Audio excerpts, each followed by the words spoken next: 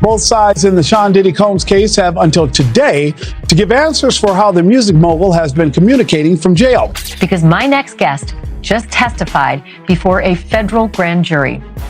He says he was in possession of a trove of digital evidence from Diddy's freak-offs and parties.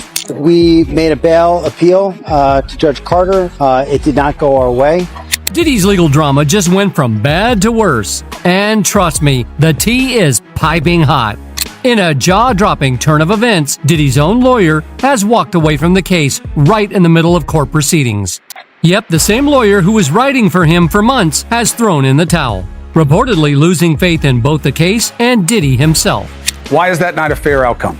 What he did here is on a magnitude of unlike anybody else you could imagine. But wait, it gets juicier. On October 23rd, the internet nearly combusted when a prison call recording surfaced. In it, a voice allegedly belonging to Diddy is heard advising one of his sons to get rid of all the pizza boxes. Do not entertain none of this nonsense and nothing over the phone. I'm gonna need you to get rid of all the leftover pizza boxes. The what? All the boxes left over from the pizza. All the boxes. Okay. But it looks like Diddy's advice didn't age well, because now the floodgates have opened. Evidence is pouring out left and right, and more people are stepping up to share their own experiences involving the music mogul. To make matters worse, the accuser's lawyer seems incredibly confident, boldly claiming that Diddy's chances of avoiding a life behind bars are slim to none. But I have all the confidence in the world in the federal court in the state of New York that they will remain keeping Diddy under no bond and that all of the victims in this case will be able to proceed. So what's got these lawyers feeling so confident about Diddy's downfall? And why did his own lawyer throw in the towel before the trial even started?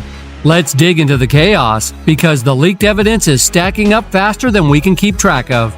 Starting with the basics, the stuff we all need to know.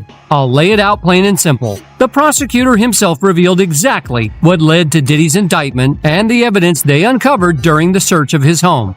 During those searches, agents seized evidence of the crimes charged in this indictment.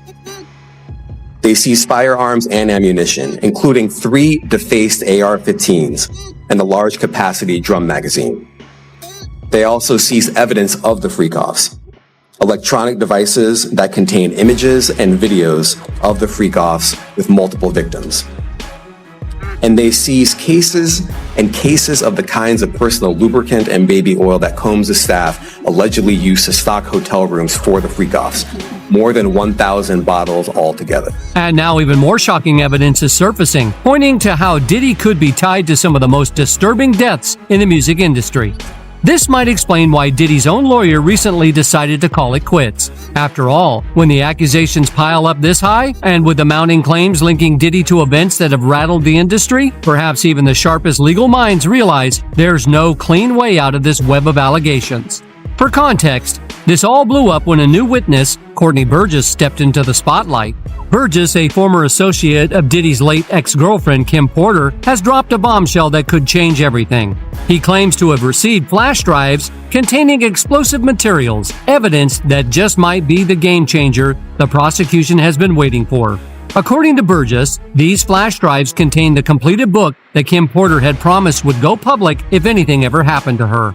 This isn't just a collection of notes or unfinished drafts. Burgess claims it's the full 54 pages of Kim's work, and it begins with a chilling message. The book starts with Kim's promise that if something were to happen to her, she wanted this book to be shared with the world.